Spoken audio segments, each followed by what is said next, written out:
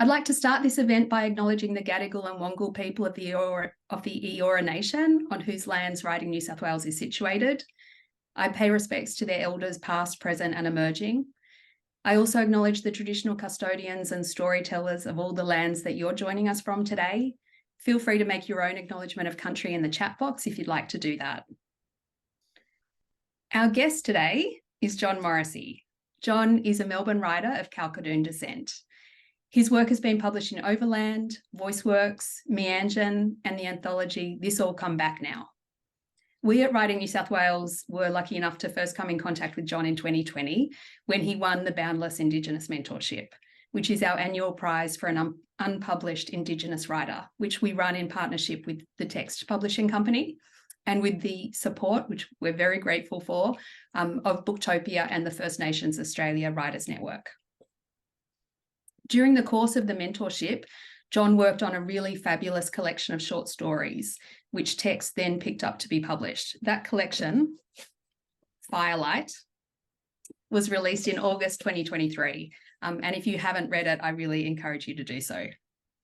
Since then, John has kindly agreed to be our judge for this year's Boundless Mentorship, which is open for applications from unpublished Indigenous writers now, and that closes on November 26.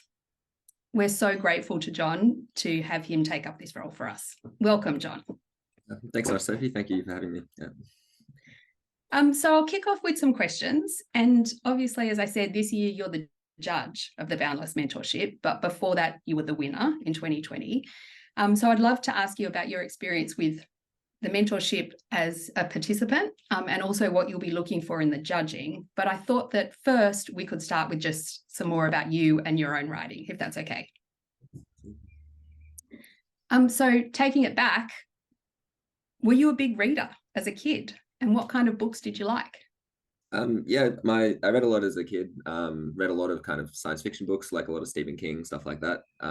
But my parents had a big library, so it was good. There was always something, I'm just pulling something off the shelf and giving it a read, and you kind of read kind of a bit widely, a bit sort of chaotically, but I did a lot of reading as a kid. So yeah. And did you have any favorites? I remember I really liked 1984 when I first read that. I remember like finding that really kind of captivating. I think it was just, I don't know, just the atmosphere it created. I remember it had a really big effect on me. I think kind of I didn't have a lot of sort of the political context to really make sense of what the kind of I suppose what the kind of book was getting at in terms of when it was written, but I just remember finding the atmosphere, like there's like this sense of doom throughout the whole book, which I found really powerful. I really liked, my favorite book for ages was Misery by Stephen King. I read a lot of Stephen King, but that was the one that always really stood out to me as just like a really kind of good piece of writing, I thought. Just like very kind of contained and focused. So that was another favorite. Yeah. And Misery is, I'm getting it right, am I? Misery is the one about the writer? Yeah, that's right. Yeah. And so were you very young when you read that? Sorry to cut you off. I was pretty young, and there was a really good used bookstore in Box Hill where I grew up. I think it's closed down now, unfortunately, but they just had like shelves and shelves of like paperback kind of popular novels, and I just remember going in there and just like looking at the covers and being really captivated by them. So yeah. And were there any limits? Like, I grew up with, my family had a bookshop, right? And so I was really lucky. I got to read whatever I liked, and my parents didn't really put restrictions around that. But what about your parents? Were they worried at all about their young son reading all of this scary stuff? No, they're pretty laissez-faire about that kind of thing. I mean, we also watched a lot of horror movies growing up and that kind of thing, so which is good. I think it's nice. I mean, I think obviously stuff can be pretty frightening when you're a child, but I think if you learn to process it, and I think it's kind of you don't want to miss out on that kind of content. Just obviously everyone's different, but Great. We might circle back to the horror thing a bit later, because I have more questions. But I was wondering, how did you then get started in creative writing yourself? I used to write quite a bit when I was a kid. I often was like, I didn't really write like short stories except maybe for like school or something. I'd often like start kind of really weird, ambitious kind of projects. I'd kind of start a story with a vague idea where I was going to go and write like 2 pages and then be like, I'm not going to write a novel. I don't know where this is going. So I often had like a lot of kind of stories that begun, and then I kind of lost interest after the first few scenes or the first kind of little bit, but yeah, like I wrote a lot when I was a kid. Like it was always one thing I used to do in my spare time and stuff. So yeah. And so then that was actually going to be my next question, whether you kind of had set out intending to be like a short story writer. So it sounds like you were playing around with novels and stuff to begin with. How did that then transition into you writing short stories? I think maybe I started reading more short stories. Like again, Stephen King had a lot of really good short stories, but also when I remember reading Borges and being really kind of blown away by what like those, just like how he was able to convey a story just purely set around a single kind of theme or idea, which was sort of like there was a lot going on in them kind of intellectually, but they were also created a really kind of powerful atmosphere, and like some of them are very disturbing, some of them are a bit like, I don't know, more sedate. But yeah, I remember finding that like just being really kind of amazed by what he was kind of able to do with just a short story, and kind of just explore a concept and use a whole story purely to explore that concept. And yeah, I mean, I think that was a big influence. And also we always had like kind of anthologies of just like science fiction kind of short stories, like Philip K. Dick and stuff. Kind of, just kind of collections of horror short stories. I remember just reading a lot of those. And yeah, just being kind of, I know, just especially for those kind of genre stories, just being kind of really captivated by how much focus the story could have, and just like how kind of lean it could be, in terms of there's nothing extraneous, it's just about exploring this concept or this this image or something. Yeah. And we had a quote in our news bite on Monday, I think it was on Monday, which one of the team might put into the chat, but it was a great quote from an author talking about how, writing a short story is like building a plane as you're flying it, right? Like it's, incredibly, it seems to me, a non-writer, incredibly challenging. How do you go about, like creating stakes and, imbuing characters with, personality and all of that kind of stuff in a short story? It just seems so much harder than doing it in a novel. Yeah. Yeah, I guess it's like for me, I kind of often just get like the basic concept for the story first, like kind of what the story's about, like just the premise. And I'll kind of sit with that for a bit until I feel like it's kind of, developed to a point where I can maybe start writing. And then I'll try I'll try and like kind of conceive of who the main character is going to be, like the protagonist, and once I kind of have an idea of what kind of person they are, what their motivations are, then that kind of builds out the story sort of kind of a bit more organically from there. So but yeah, I really like kind of writing dialogue, and I like kind of, I really admire writers who can sort of characterize somebody really effectively without using too much language or without being too obvious. But also at the same time, I really like, I don't think it's like a bad thing for some stories just to go purely into like someone's kind of interiority and, they're kind of to really show you what their thoughts are and what their sensations are. And I think that's, that could be very powerful as well. I think it's just about execution. Yeah. Yeah. Yeah, absolutely. It reminds me of one of the stories in the collection, which is one of the early ones where a young woman goes to, is it Special Economic Zone? Where she goes to collect a bequest from her father, who is a mining magnate. And sort of structurally, it's like this really simple story, and yet it's like so profound. It's one of the ones that after finishing the collection, like, I don't know, whenever it was, 2 or 3 months ago when it came out, I keep thinking about. It's like, it's so simple, but it just really sticks with you. So I feel like that's a case where you've done that incredibly well. That one was really inspired by The Dog of the South by Charles Portis. He wrote True Grit as well, which they made the movie out of. But and they're both like fantastic books. But The Dog of the South really was kind of eye-opening for me in terms of what you can kind of do with like a monologue. It could be like really comic, but also you can have a lot of sympathy for this person as well. It's like someone could be slightly ridiculous in terms of what their thoughts are and how they're relating the story, but you can kind of relate to them as well in a way. Like, so it's not like it's not just like a satire or whatever. Like you kind of care about the character as well. Yeah, that was a big influence on that story, and also on 5 Minutes as well. Like I really kind of took a lot from that novel in terms of how you can kind of structure someone's monologue. And yeah. Great. And so on the stories, do you have a favorite story from the collection? I think maybe probably just because I spent the most time on it, probably Autok. But that might be just because I spent the most time on it, so I spent the most time kind of because I wrote like a similar novella with a kind of similar premise, but it didn't work that well. but I kind of liked the sort of basic idea and the kind of basic character setup. And then I came back and rewrote it essentially from scratch. And it kind of, I feel like it turned out much better than it had been. So I'm just kind of, I got a bit of sense of relief about that, because I was a bit worried that I might have wasted so much time writing it twice and still not being happy with it. But, you know, I landed somewhere where I was broadly happy with it. So yeah, I kind of, got a soft spot for that one for sure. Yeah.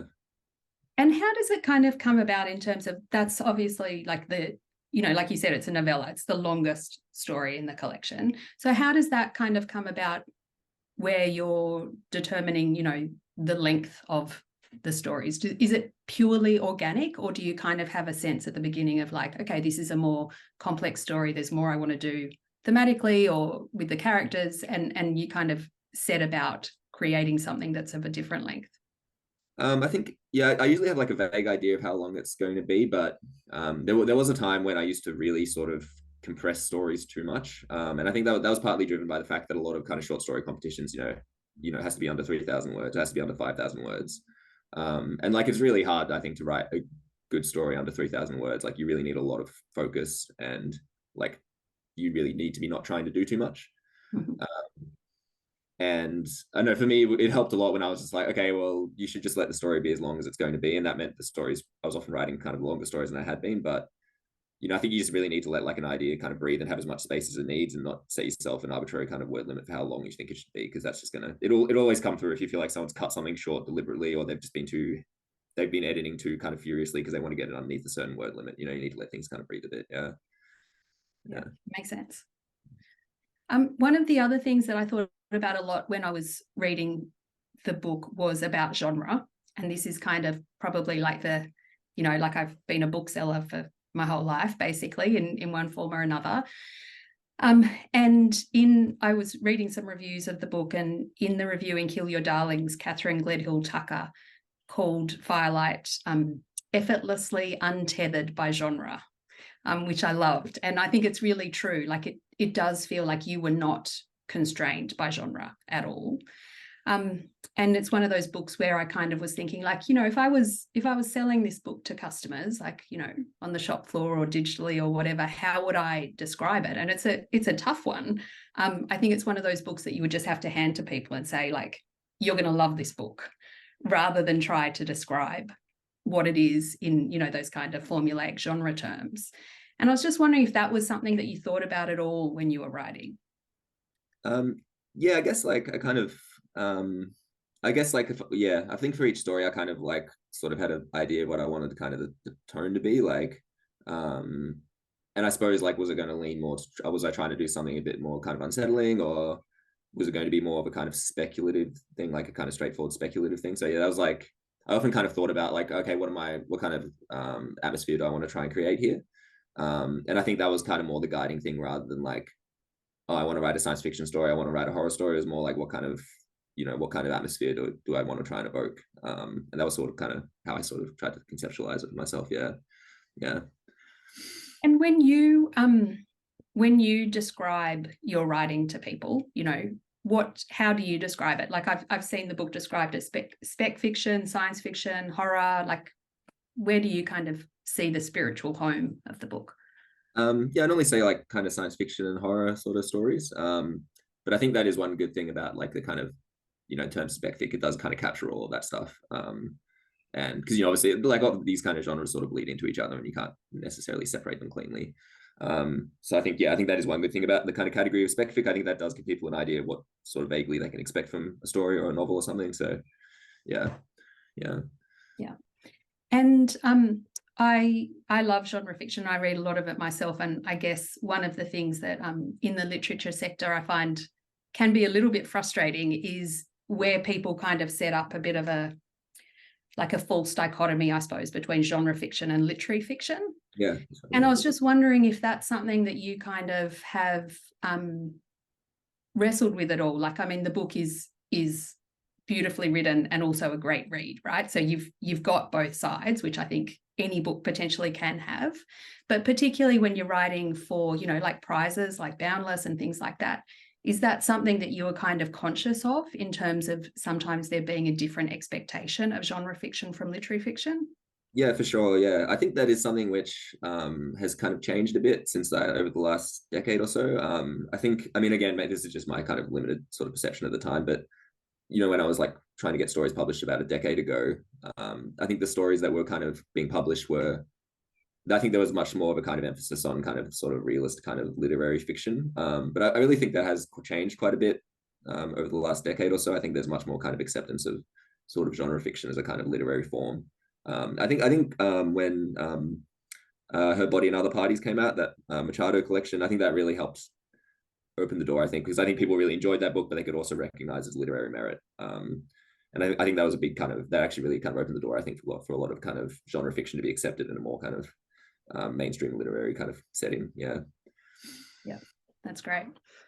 And a lot of the people in your stories are very flawed, right? Like there's some sort of there's some cruelty, like a vein of cruelty running through some of the stories, I would say. How kind of cynical are you just as a person about people? Have you given up on the humans? I don't think I'm that. I don't know. It's kind of cynical, nowadays. I don't know, but yeah, I think I don't know. Yeah. I guess everyone tries to see the best in people, and but also people obviously have a lot of flaws, and no one's exempt from that. So yeah.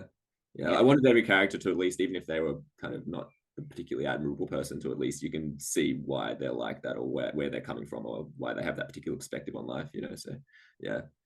Yeah, absolutely. I think I can't think of a character in any of the stories that isn't relatable, so even if you don't like them, you kind of feel like, yeah, there's some me in there, or there's some of them in me, or whatever, you get it. Yeah, for sure. Yeah.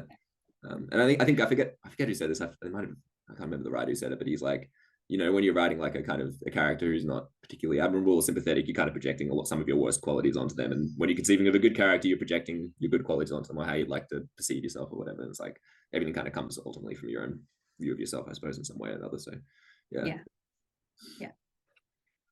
So now I'd like to ask you a bit about your experience with the Boundless Mentorship. So when you applied for Boundless, what kind of shape was your work in? Like, had you kind of almost finished the collection? I know it had a different name at that point, but was it sort of the same, and you just polished the work during the mentorship, or had you just done a few stories? Obviously, it was fantastic because Tara June Winch, who was the judge that year, awarded it the prize.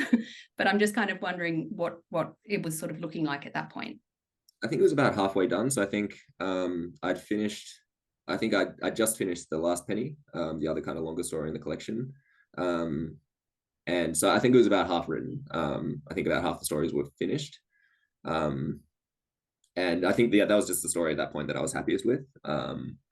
And yeah, I mean, yeah, it was really, yeah, I mean, yeah, it's just like, I can't say how much I benefited from that, from the fellowship, and just from, feeling like, someone was kind of taking a chance on me or whatever, and like kind of see what I was trying to do with my writing, and it was really, really, pretty much opened all the doors for me. So yeah. That's great. And so Tara June Winch was the judge, and then the way that the mentorship works for the audience, not for you, obviously, John, because you're very aware, but then when the winner is determined, then a mentor is selected, who works within that genre, or has a similar style, or is in some way kind of suitable. And so the mentor that you worked with was Kim Scott, which is, I mean, he's such a legend of Australian literature. So how did you kind of structure the mentorship with him, and what was it like, and how did it all kind of work? Yeah, it was really, I mean, obviously, yeah, it's just an incredible honor to work with Kim Scott. I think, he's, just an absolute, as you say, like just a legend of Australian kind of Aboriginal literature, particularly. And yeah, it was good. It was very sort of, we had a like kind of just, he's just like a very kind of, I don't know, he's very kind of, generous with his time, and also just, with his kind of comments and stuff. And it was just very, I don't know, because we had a few chats about what I'd sent him, and he read everything kind of, and I don't know, he was just very encouraging. It's like he kind of, which was kind of what I needed, I think, at that point. Yeah, he kind of told me what he liked about the stories, and in some cases, what he thought was a bit puzzling about them, but it was very kind of, it made me feel like I was on the right track or whatever, that he could kind of, see things that he liked about them. And yeah, I think that was what I needed at that point. Because, it's easy to feel a lot of self-doubt and stuff, and feel like you're not going to, deliver something ultimately, which is what you think you're capable of, or, what is expected. So that was really, I benefited a lot from just his kind of, just his insights and his, the confidence which he gave me just to keep going and, have a bit of faith in what I was working on. So, yeah. That's great. And I can imagine, like that, I'm guessing it probably would be a bit confronting at times to kind of get, like prepare to like open an email of like, here's Kim Scott telling me what he thinks of my work. Like, what was that like? And were there any things that he told you specifically that kind of have, changed your writing or, changed the way that you approach writing?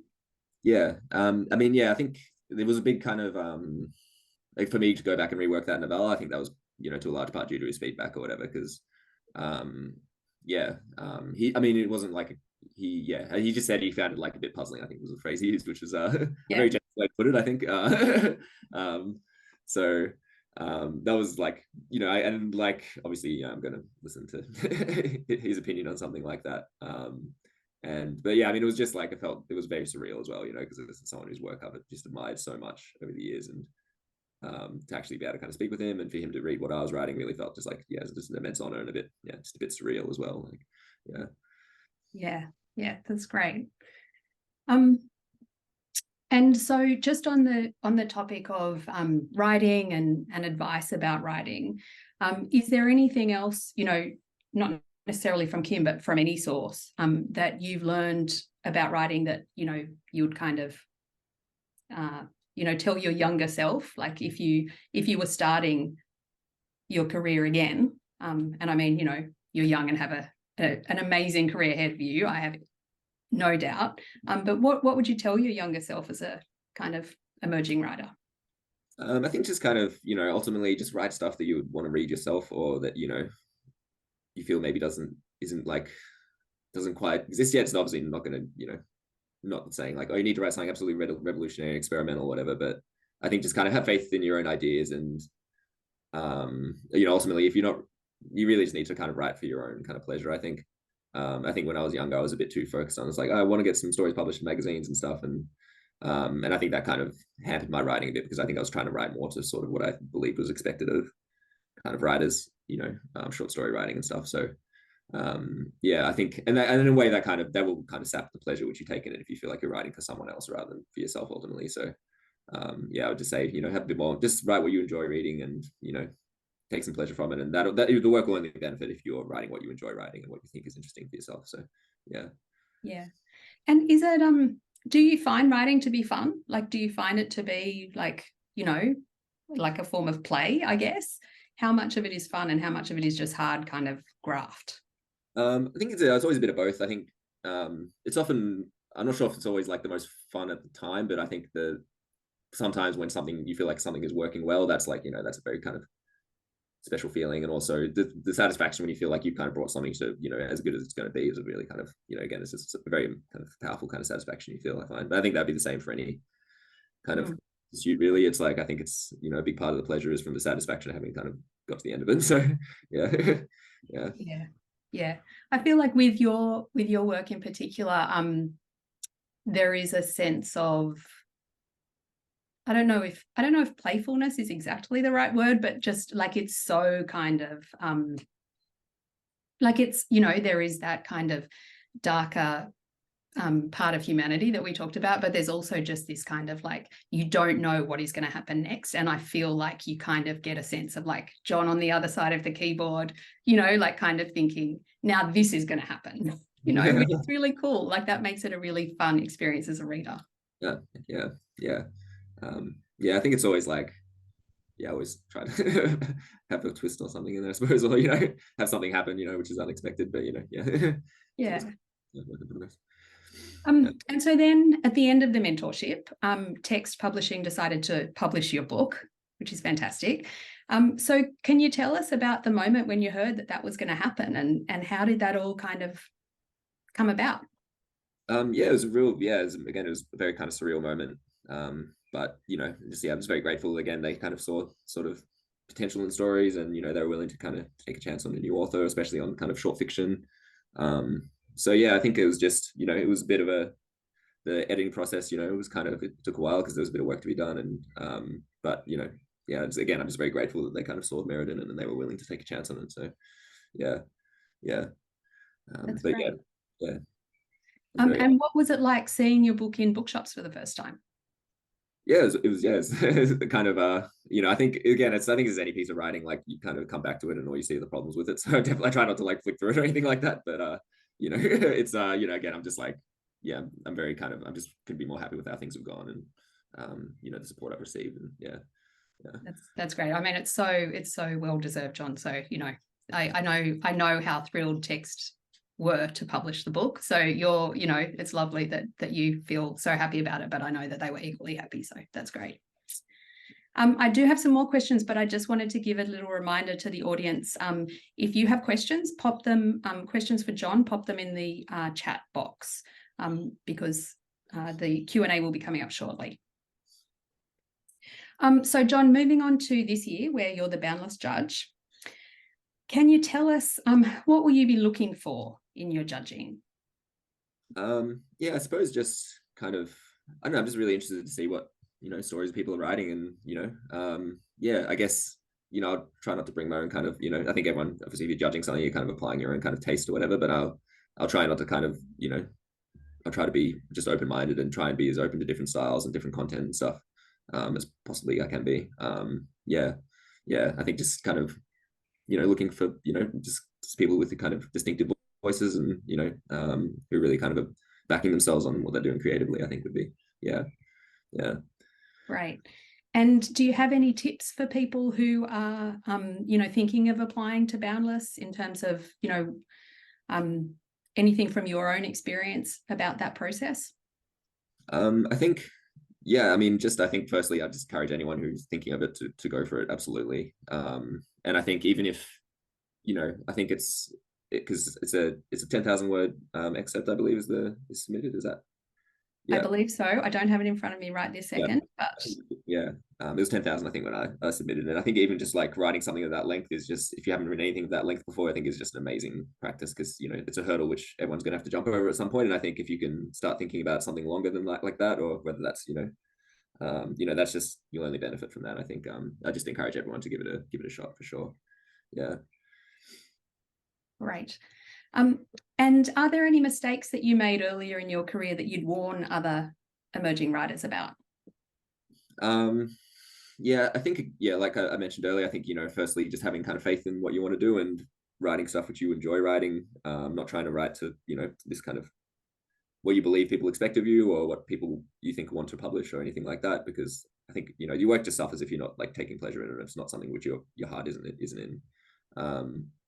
But I mean, I think also it's like, I think it's just like making mistakes is just part of the process. And I think, sometimes you'll go down kind of various dead ends in terms of what you're trying to do, or you'll try to write stories that aren't really working. And I think, I mean, there was like a lot of kind of, before like this collection, there were a lot of like stories that weren't working that just, got halfway through or even finished. And I was just like, this isn't that good. And I think you need to be sort of forgiving with yourself with those kind of stories, rather than kind of making that question, any kind of faith which you have in your own ability. And I think, you learn possibly even more, I think, from writing something which doesn't work than you do from writing something which you're happy with. I think that if you don't make those mistakes, you just never improve. And I think, it's not, I don't think anyone would ever stop making mistakes unless you're actual like genius or whatever. So I think it's just kind of being generous with yourself about those, and just always saying, it's like, well, I know it doesn't work now. And, that's just one more kind of avenue, which, not to go down in the future, and you try something else instead. So yeah. That's great. That's great advice. Thank you.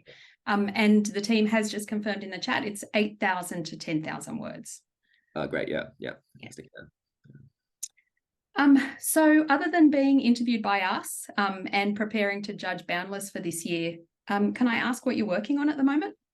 So I just started a novel again. I had a lot of false starts with it. So I've been kind of toying with this idea for about a year now, I think. And I think this is the 4th time I've tried to start it. And I think, hopefully, I'm on the right track with it now in terms of the voice and stuff. But yeah, I think, again, that was something that is actually something I would, I think give advice is like, don't rush anything, and don't if you're not happy with something, feel free to start it over again rather than trying to finish something which you don't think is really working. And yeah, so this will be the fourth attempt at the same idea, but I think I'm on the right track now, or at least on a track. So I'll just have to wait and see. It's still quite early days, but I think I'll just be plugging away at that for the foreseeable future. So well, the fourth time's the charm, as they say. Yeah. So, Yeah, hopefully, yeah. yeah. And are you reading anything good at the moment? Do you have any recommendations for the Writing New South Wales community? I'm reading A House for Mr. Biswas by V.S. Naipaul, which is really, it's very good. I really recommend it very highly. It's very funny and also kind of very bleak. It's really kind of, it really changes, the way it changes moods is very kind of good. Yeah, it's very enjoyable read. I'm really liking it a lot. Yeah. Great. And how do you find books to read? I think, I don't know. Yeah, I think I've always just kind of, I'm often just on Wikipedia, just like kind of going reading about kind of authors or whatever. And I think often if an author I like is really influenced by another author, I'll check out that author.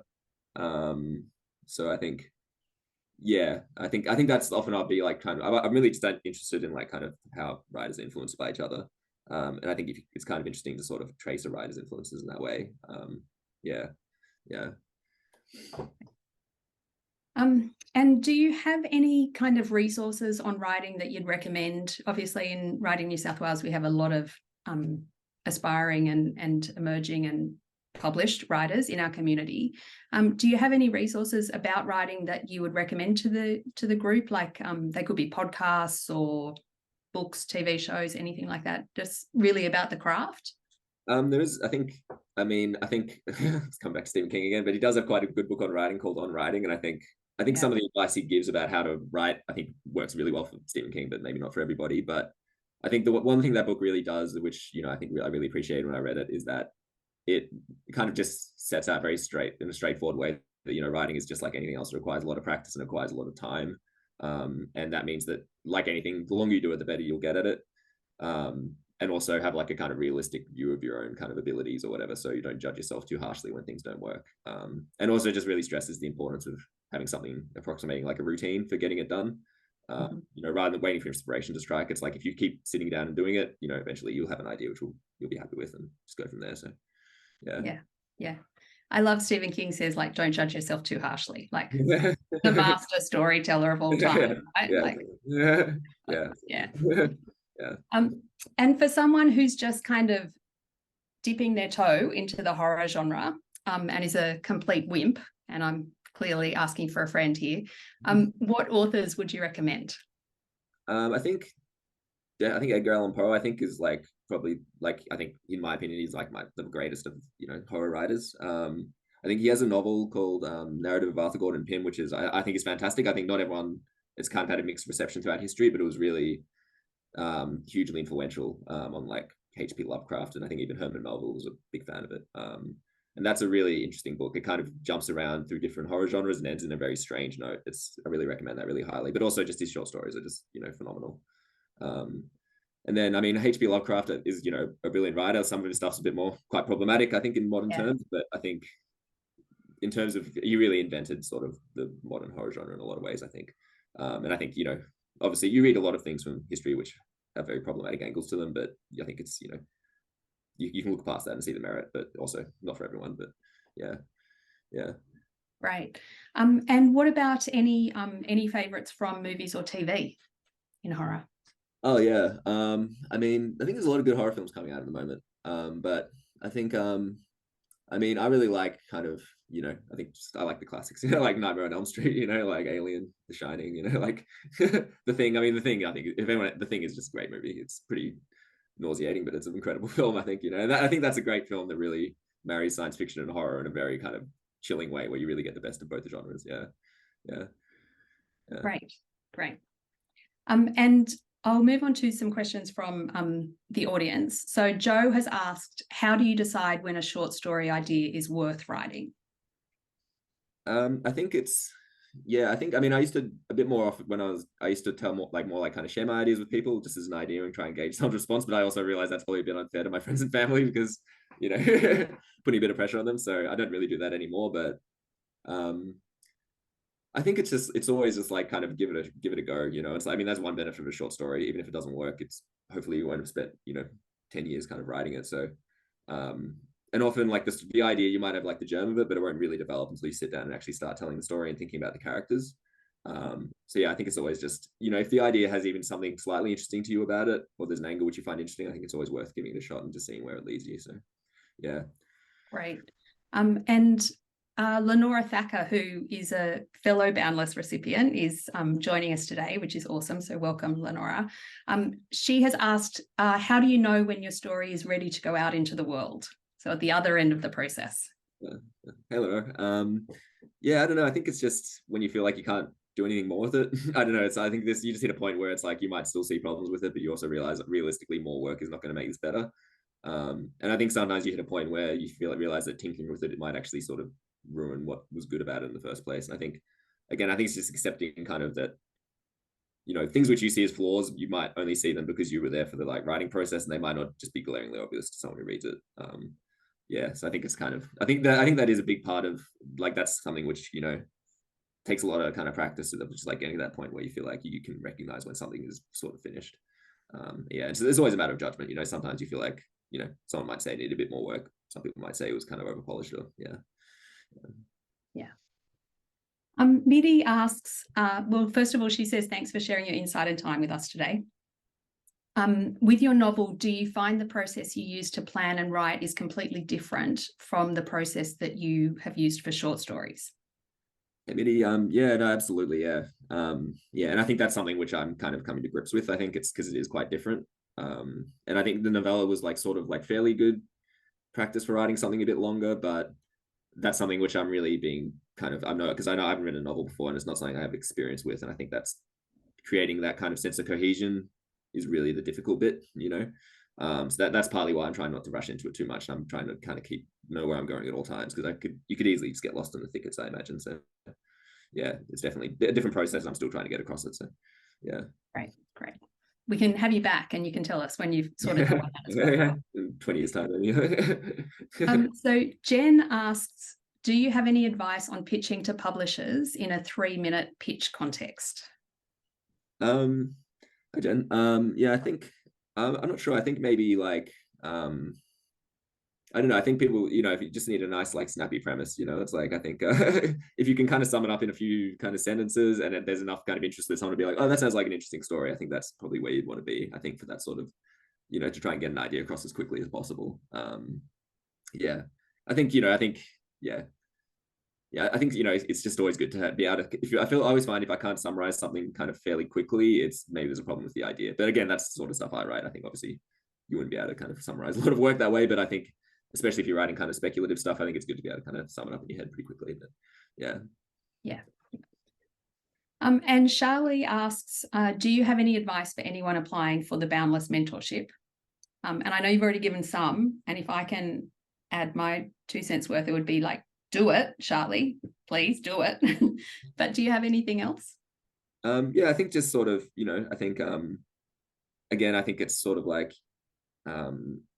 this is kind of an opportunity to sort of experiment a bit, maybe, and like, it's, because it's a fairly like lengthy piece of writing, and I think it's sort of just about, again, just backing your own ideas and like not trying to tailor it to what you think might be, expected of you or anything like that, and just be like, yeah, just kind of, I think just have faith in your ideas and your ability to kind of express them. I think, yeah, I think that would be the advice I'd give. Yeah. Great. So I think that's all that we have time for today. So thank you so much to our audience for joining us, and a big thank you to you, John, for chatting with us and for judging the Boundless Mentorship for this year. We appreciate it so much. Thank you. The next First Friday event will be held on Friday the 3rd of November, which will be with John Page, who's the General Manager of Dimick Sydney and former President of the Australian Booksellers Association. And John will be telling us all about trends that he's seeing in bookselling and publishing today. And you can register for the event now on our website. So thanks so much for joining us, and we hope to see you at another Writing New South Wales event soon.